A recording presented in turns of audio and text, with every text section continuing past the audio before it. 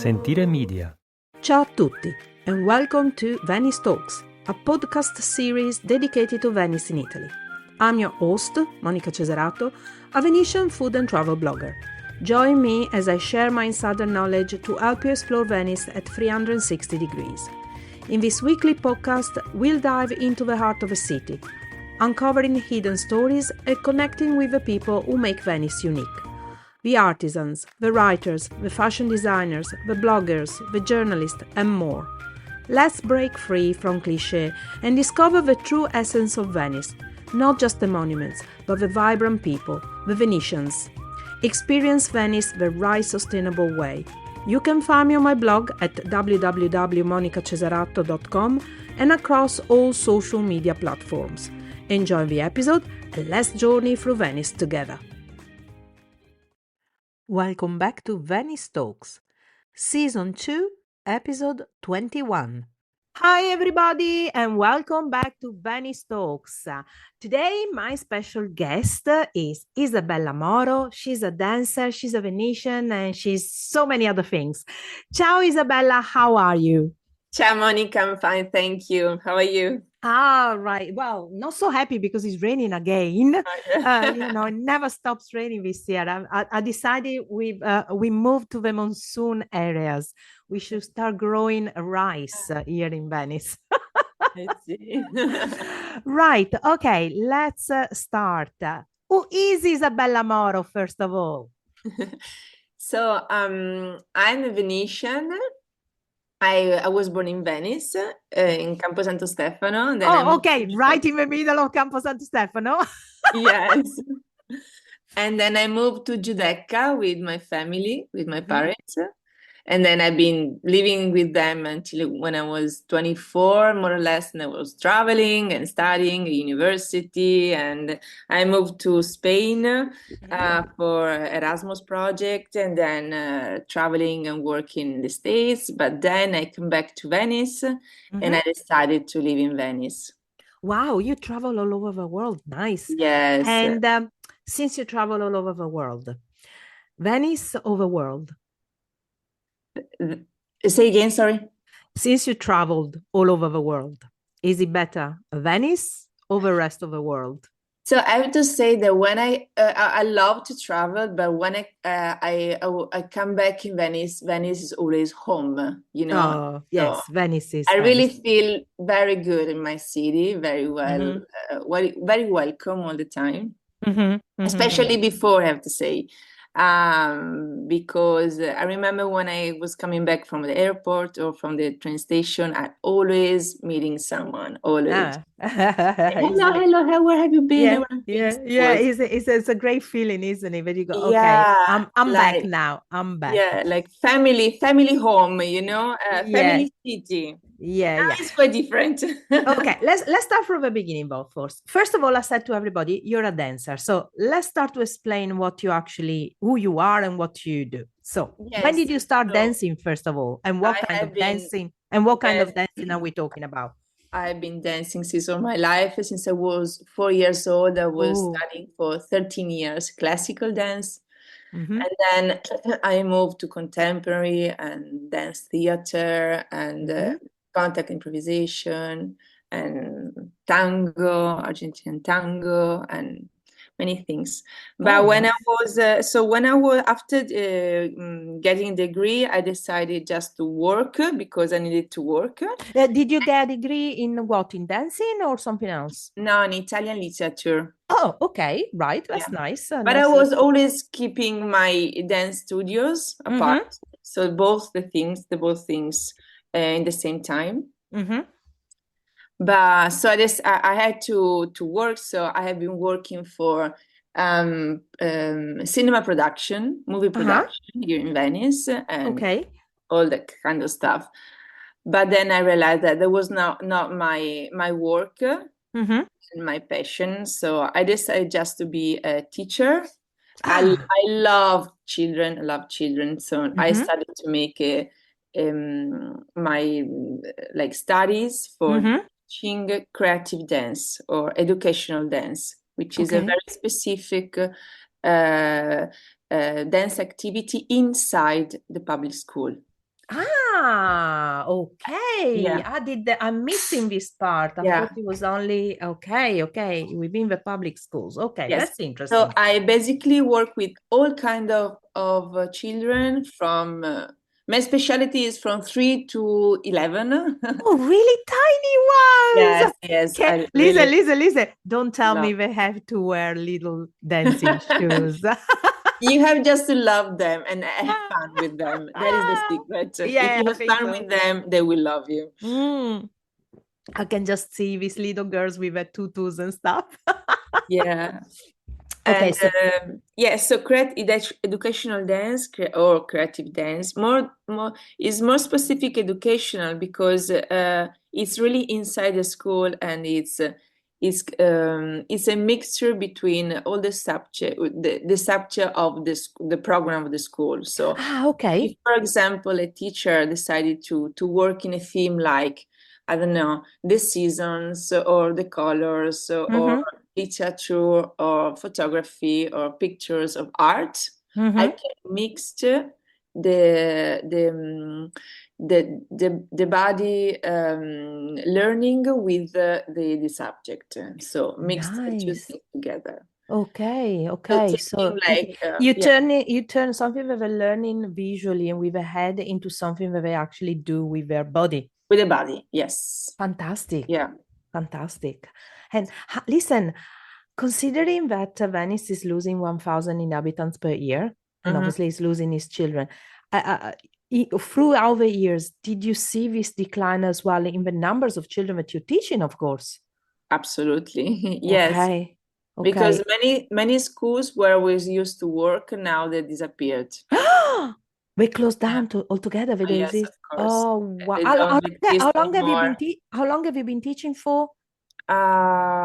So now it's gonna be 18 years. Oh wow! And just in 18 years, you saw this big, huge A difference. lot. Okay. Amazing. Amazing. Wow. And Must then be. as I have two kids too, one is Mm. 14, the other one is 10. I Mm-hmm. can tell even these 14 years Yes. that of course I was in the schools and blah blah hanging out with the moms and so on. I saw the difference. Okay. Yeah. Okay. It must be heartbreaking for you guys. Absolutely, yes, Mm. absolutely. And the another difference is when I was a child and I hanging out and I play in Campo Santo Stefano. Mm-hmm. It was full of children, but Mm-hmm. really was crowded. So you Yeah. just go out and you play with anybody, Yeah. like now you have to call someone, is coming to Yeah. the square to play, blah blah. It is not Yeah. like before. Yeah. It's no more so natural, you Yeah, know. I still see some of the campi like Campo del Ghetto, San Giacomo Yes. dell'Orio, Campo Sant'Angelo. I still see kids playing football or with a little scooters or play campanone. You know, when you drive. Yes. For the foreigners that don't know what campanone is when you you draw on the floor with chalk and you have numbers and you have to jump with one leg. And I used to love that one. I used to win all the time. Yes. Yeah, And I you do. remember it's such a good game to play, you know. But it's true, you go around the other campi and there's very few kids. So for me, for example, it's great when I go to in the ghetto and in front of a little kindergarten, you see all the scooters parked Yes, outside, yeah, and you feel like, okay, there's still some kids left in Venice, but yeah. it's sad it must. And I don't live in Venice, so for people like you that do, must be it's so hard. Heartbreaking, yes. So that zone of Ghetto is still one of the most popular Venetian habitant living. Hmm. Fortunately, that is very nice. Even if you have at least, yes, you have two elementary school, and Hmm. then you have the sports center, Yeah. Sant'Alvise, Yeah, so and you everything. yeah, So it's very it's busy. very interesting because me and you the other day were having a nice talk, and you were saying to me when we're talking, we're always talking about over tourism, we're always talking Yeah. about Venice losing inhabitants, and I think it's the first time I heard somebody saying, a Venetian saying to me, I don't care who comes and lives in Venice. as long as people come back to Venice and love the city and come and live in the city. I loved what you said, but can you explain more? Yeah, I'm totally agree that now we can decide who is going to come to live, because the globalization let the people live all over. Mm-hmm. For example, I have two brothers. One is living in Spain, the other one is living in Mestre. So shame on them. They left. I know. Okay, but I But understand. I understand. I mean, Venice is so expensive. Yeah. Not even me. I have a property, a home property. You know, I am on rent, and it's really hard even to find a rental for Venetian living. Yeah, and it's not just the cost that is outrageous. It's hard to find because of Airbnb, and they can tell me as much as people can tell me, no, it's not true. Yes, it is hard. It's hard. Really, really hard, especially for Venetian families, because the people prefer to make a contract, 1 year contract, just to be free to, you know, to rent to tourists or to keep the house free or wherever. I don't know. Anyway, what I understand the last 20 years is not so important that the Venetian stay in Venice, but the people live in Venice. Because if the people are residents, so habitant, and they have, you know, the house in Venice, they have children, they go to school, and so all the services can go on. If there is no people, anyone kind of people, you know, the service, they cut the services, because you know how is the policy. A certain number of inhabitants, you have the hospital. A certain number of children, you have schools. Of course. So I think it's stupid think that just the Venetian has to live in Venice, because not like that. And I have it was never like that to start with. Venice was always a city that was made up of foreign people. Absolutely. And I truly think that the last generations, a couple of generations of Venetians, not you, of course, but in general, let's say, have forgotten this. They become so isolated in being, as a big island, let's say, even though you're not, but let's say a big island. And they forgot that Venice was built by foreigners, by merchants from all over the world. I mean, all you got to do is take, they don't exist anymore, but do you remember the phone books? Yes. Well, your surname to start with. Yes.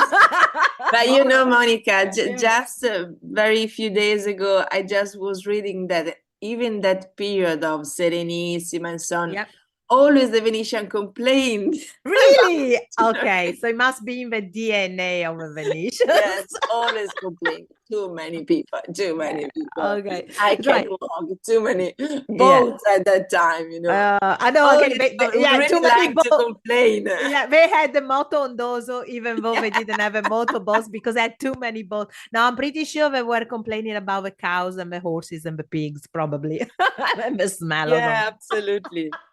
Listen, let's go back to you though and your dance. So let's explain exactly what you do. So you do it, you organize these courses with this association, correct? Yes, it's called Danzastorie, yes? Danzastorie, yes. So with this association, I do many things. So my first work is working in the school, like teacher, like dance teacher, but then I work with Teatro Goldoni, which is one of the main theater remain here in Venice. One of the most famous, one of the oldest as well. Yes. And so I teach since 6 years in the afternoon a course which is theater in movement. It's me and another teacher. She's Susie Danesin. She's a mimo. So a mime, nice. Okay. So we go into all the technique which is not verbal. Okay. Verbal work. No, so it's dance, it's movement, it's mimo, it's action. And always to young children or to older ones? Always Kids to young from children. 7 to 13. Okay, beautiful. And then always with Susie Danesin, we have some performances, different ones. So sorry. Gone. So from a real show without words, and the last 4 years I'm studying the sign language, the Italian Na- language. nice. So I Okay. mixed science language with dance and theater, That and is so interesting. Oh, that is it so is nice. addressed to deaf people. Yeah, of course. So Nice. all deaf and of course people can hearing people. I don't know how to Of say. course. Yeah, yeah. Both But of them can really enjoy this show because there are no words. of It's course. just movement. That must be amazing. Oh, that is so cool. I Yeah. like And that. so it's a little bit my aim just to sensibilize the children about this word, this culture, and Mm-hmm. that culture, that people that they're not so common. You know, for Of example, in course. Venice, there is not a community. There is a big community in Padova, but not Mm-hmm. in Venice. Mm-hmm. So mostly of the time when I ask to kids, did you ever meet a deaf child? Everybody says no. Mm. And so Mm. for them, it just wow, to discover like a word. Yes. Yes. I really Yes. love that. Is And that then the third things that I do is performance, different kind of situation. I did for the carnival, for example, 2 years ago. uh-huh. A big show, the one that was in Arsenale on the Yes. water. Yeah, yeah. I saw it this year. Yeah. Oh, so you did it So 2 years ago. yeah, so because the title was Original Science, Ah, of they course. were looking for a dancer that they know the sign language. So that was Cool, nice one. I've got to say, I was a bit. I didn't manage to go the years before. I managed to go this year to the Arsenale show, and I was a bit. I was, do you say prevenuta? I don't know. I just went there. I was expecting something different. yes. I was actually pleasantly surprised. I Uh, actually enjoyed it. I didn't think I would, but I did. So even though I'm a strong traditional carnival believer, and I yes. know carnival is dead. I've been saying Yeah, this for the last 15 years, so but that's okay. absolutely. Okay. The carnival, or at least the carnival, the way we knew it, Yes. is gone. Now it's become totally something different. But for the first time in many years, the Arsenale one, I enjoyed it. So I hope I'm gonna keep it. I mean, I would like it for it to be cheaper, but I understand that everybody's got to be Yeah. paid. So I get that. I get that. It's a pity that, I think the money should be forked out by the city. No, Yeah. not by the people, but never mind. Since they took away practically what we had in St. Mark's, but never mind. But it's nice. So you get invited to all these things. But then I know you also do something for people of, let's say, mature age. So I've been working with old people for many years. They're not old, they're mature. I'm mature, so Mature. Nobody's old. so They're I'm just into mature. that. I'm thinking about doing some. I mean, I work a lot with um, like community groups, so all Mm-hmm, kinds of ages. For example, I did many workshops for Palazzo Grassi or mm-hmm, Biennale, um, where I really like to study the exposition and then work with the themes of the exposition, but with all kind of ages of people, and that mm, is so beautiful because mm, it really create a connection between them, just working with the body without talking, and That's it's beautiful. just beautiful. And I work a lot with families, so Mm-hmm. with the kids and parents together. I really love Nice. it. Nice. But again, in Venice, it's not easy because there aren't that many families. So Yeah, no, at you the can find that. You can at find the that. end, you get to know them all very well, don't you? Yeah, I suppose you become friends and everything, don't you? Since yeah, yeah, the yeah, community is so small. yeah. And I suppose in a way, though, it's something that can still be done because it's Venice and because it's still, as we were saying before, when you were saying you come home, the feeling of it's a city, but it's not a city, you Yeah, know? It's more like a big village. yeah, yes, it is.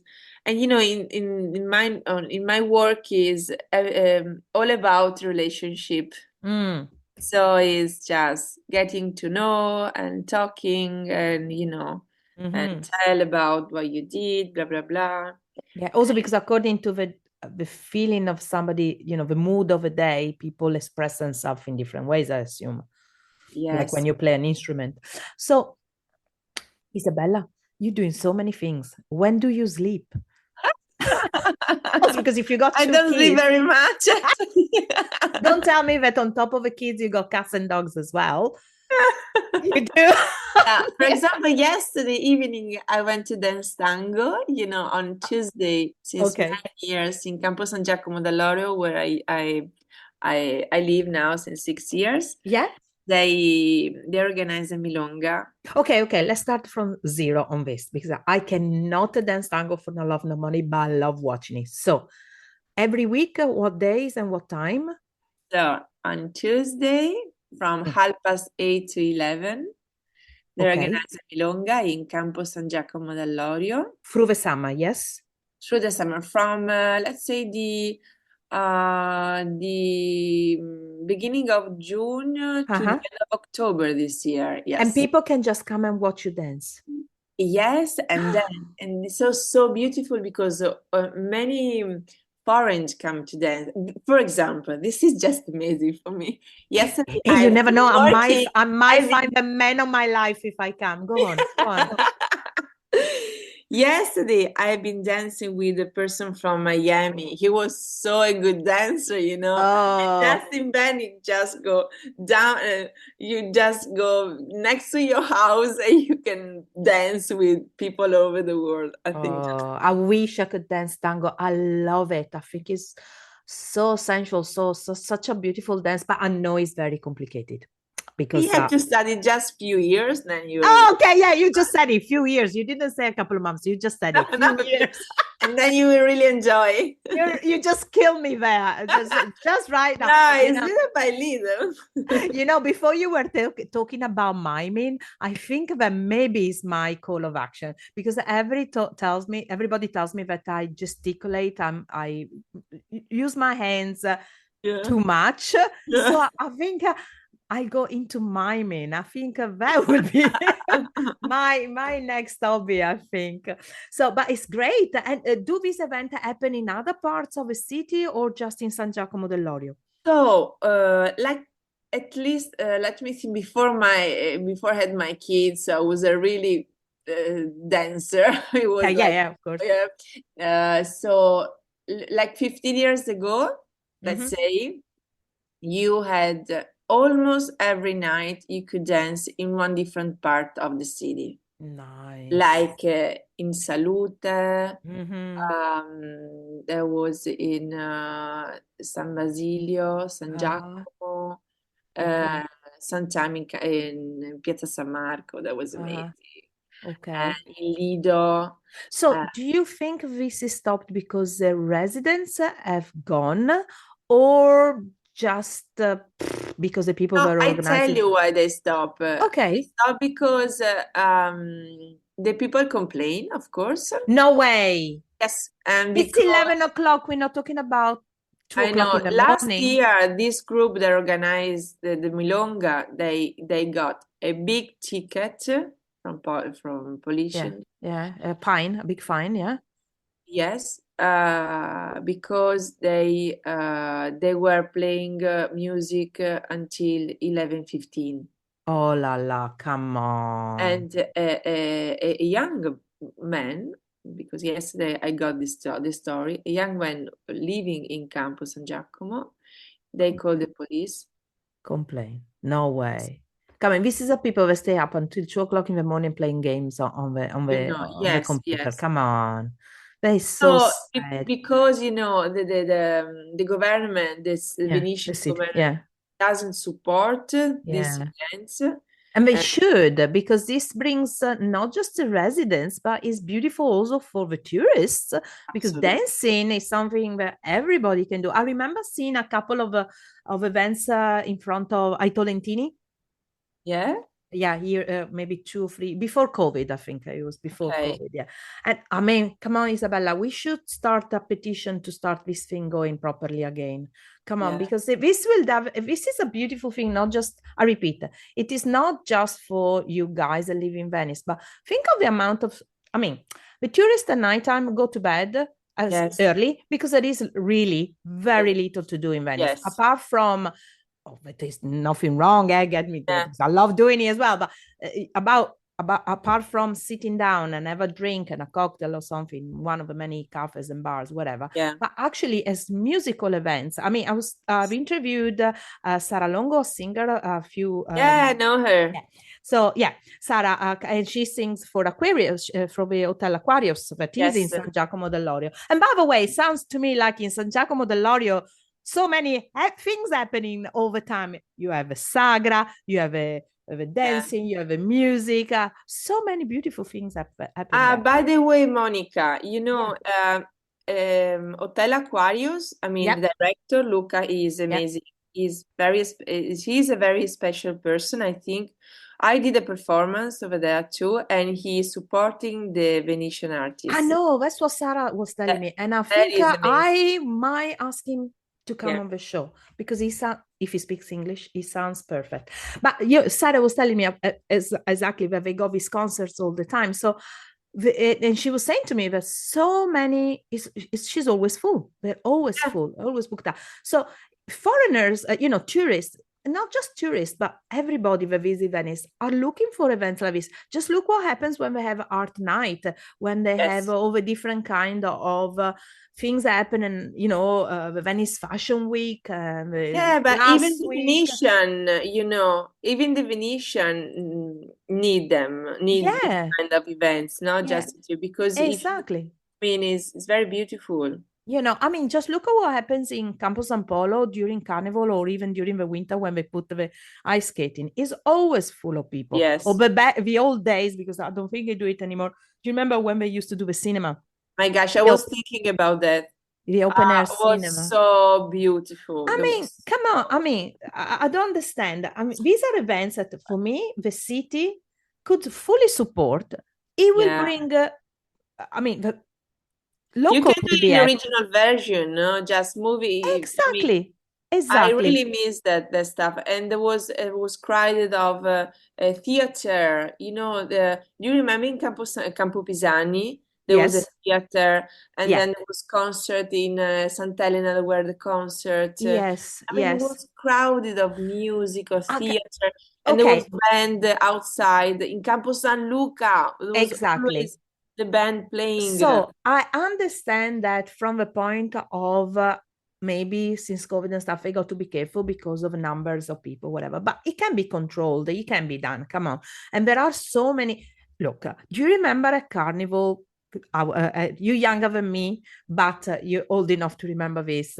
In the campus, in each campo, back in the days, there was always somebody having a performance, somebody playing music, somebody doing something for the kids. And it was every single campo. You knew that you were going from one big one to another one. So it's Campo Santo Stefano. I don't know, Campo San Maurizio. They were everywhere. Why are we stopping? There was the Carneval Altro. There was all even different kind of name. So I understand that to support something like this, you need to make money. Fair enough. Okay. The sponsors that you can find, there is way to get money in another ways. But this will bring a lot of, for me, the write-up of tourists as well.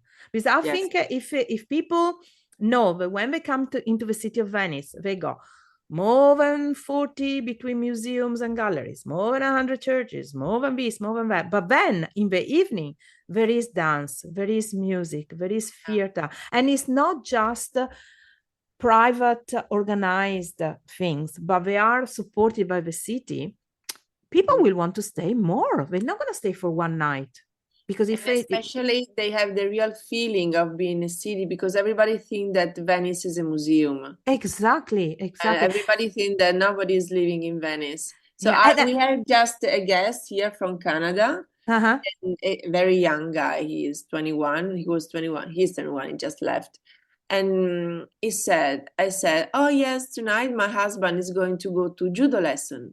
He was like, is there any palestra, any club or something, any club that is so big that you can do judo lesson. I was like, yes, of course. I mean, we have everything, of course. Because it's so tiny, everything's so small. I think there's nothing here. I was like, oh, you're kidding me? We got fencing clubs, we got karate, judo. but it's true that there is even the schools, they are behind like a normal door. Mm-hmm. Yes. The people can understand that is a school, and yeah. over the wall there is like a big garden. There are, exactly.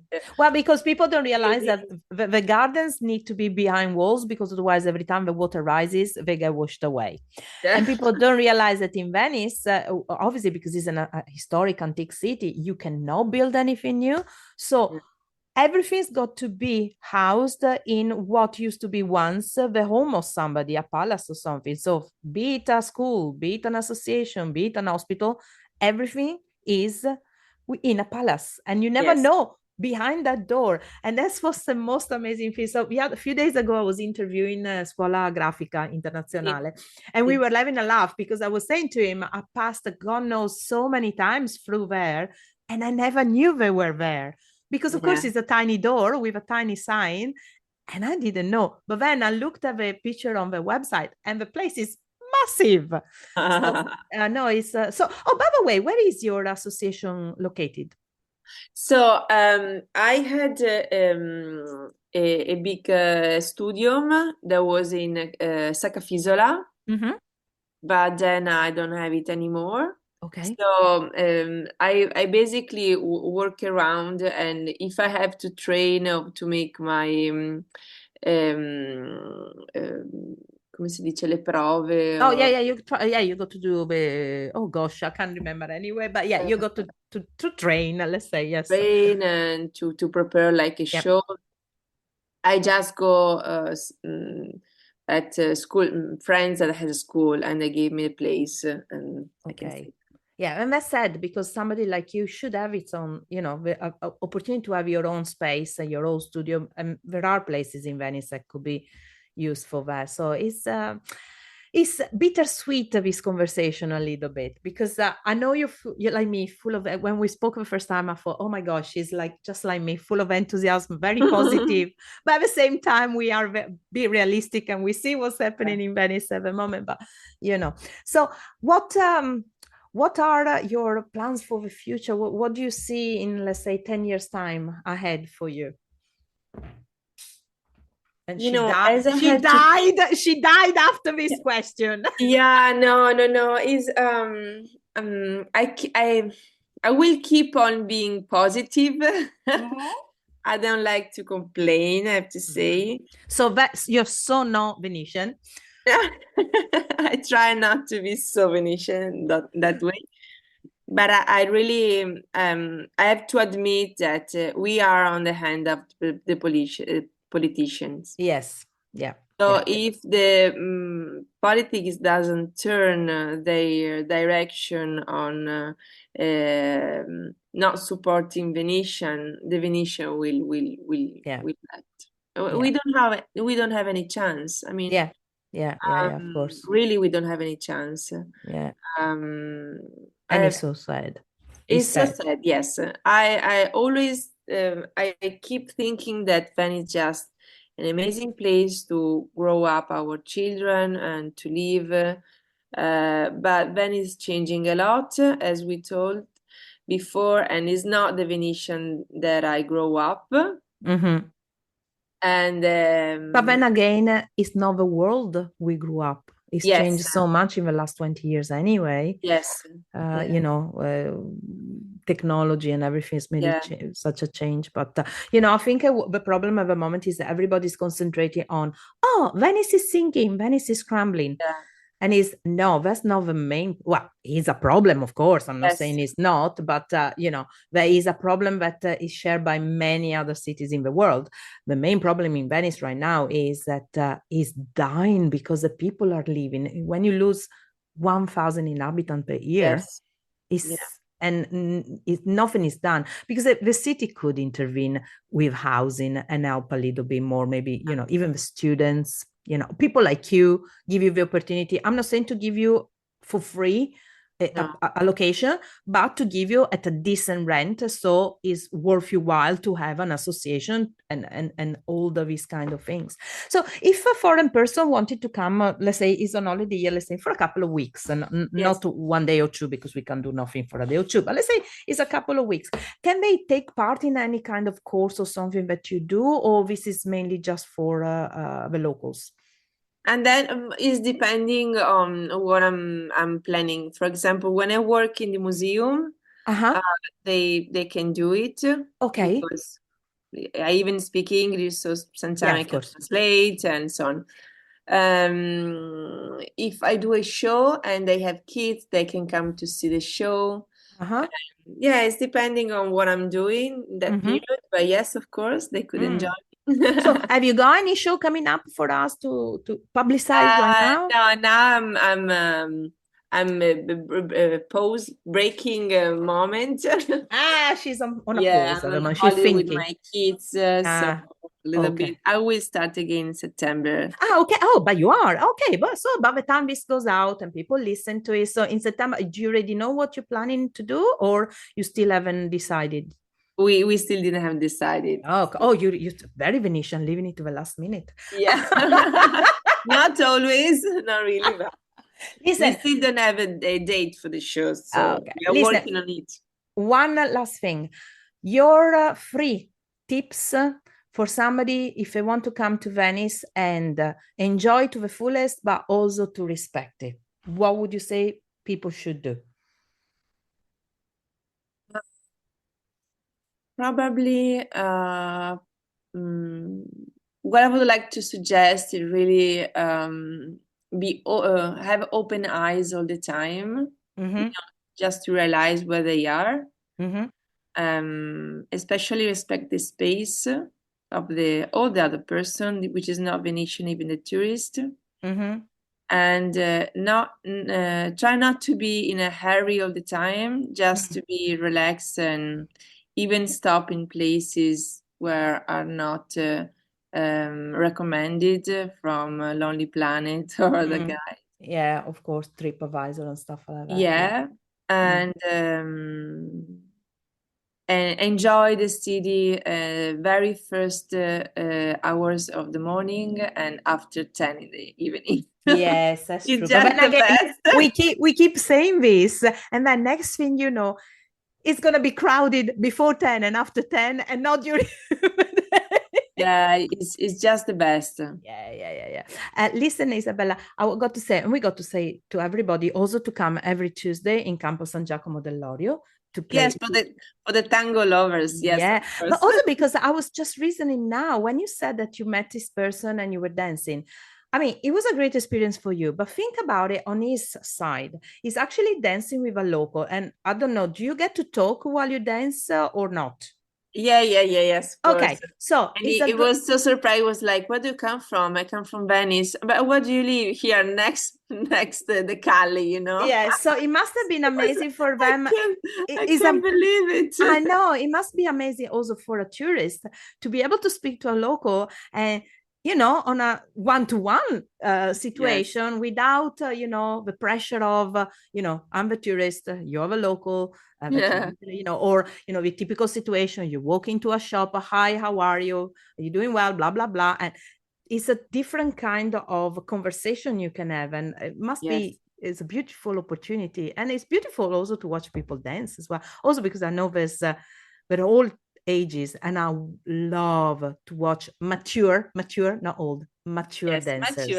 Mature dancers dance. I think is always so inspiring for somebody like me that cannot dance, because I'm totally forget it, 80s music, but definitely not one-on-one, two people's dance. Well, Isabella, what can I say? Thank you so much for this beautiful chat. And where can we find you on social, on internet and social medias? Yes, so I have a website which is Danzastorie www. How is that? What's that? www.danzastorie.it. .it, yeah, .it. Yes. Or in Facebook or Instagram is Isabella Moro Danzastorie, always. All one word. Okay, darling, it was so nice talking to you, and I can't wait to see you in Scampo San Giacomo dell'Orio. Thank you, Monica. Hey, Scampo San Giacomo dell'Orio is going to become the new St. Mark's Square. Yes. I'm telling you now, but pretty soon all of the events, all the big concerts, when they have to give awards and stuff, forget about Piazza San Marco. Piazza San Marco is old. It's gonna be too snobby, Piazza San Marco. Yeah, exactly. And Campo San Giacomo dell'Orio is one of the biggest campo, isn't it? In Venice, anyway. It's big, yes. But it's really nice. Yes. And pretty soon you're gonna have a Sagra, isn't it? La Benefica, yes. Yeah. When's that? That's gonna be from I guess 18 July to 22. First. Oh la la. Perfect timing. Okay, I know who I got to bring there. And by the way, it's gonna be amazing. Guys, if you're around in Venice about this time, because by the way, this episode is gonna come out more or less around that time. So if you're around Venice at this time, when you listen this, the Sagra is on, and you want to see Venetians going wild, you need to go at Campo San Giacomo. A lot of good music. A lot of good food as well. And I sang like a crazy last time I came up. At the end of the night, I haven't sung like that in a long time, because it was like 80s revival of 80s music. I was there too. Oh, you were there. Well, if you notice, it was me, Marisa Convento and Alessia Fuga, with our nice little flower crown, the glitter, the one that was flickering with lights, singing like crazy on top of the tables. That were the three of us. If you notice, 3 old age women, that was us. Okay, speak to you soon, and thank you again. Ciao. Grazie, Monica. Bye-bye. Ciao. Thank you so much, Isabella, for the lovely chat. You can find Isabella at www.danzastorie.it and on all social medias as Isabella Moro Danzastorie. Thank you again for listening. Venice Talks podcast is a production of Sentire Media, created, produced and hosted by me, Monica Cesarato. Follow Venice Talks wherever you get your podcast, and if you want to book a food tour or a cooking experience with me, you can find me over at www.monicacesarato.com and on all social medias with the handle at Monica Cesarato, where you can follow my adventures around Venice. And don't forget, if you love this episode, please rate it and leave a review. It's very much appreciated.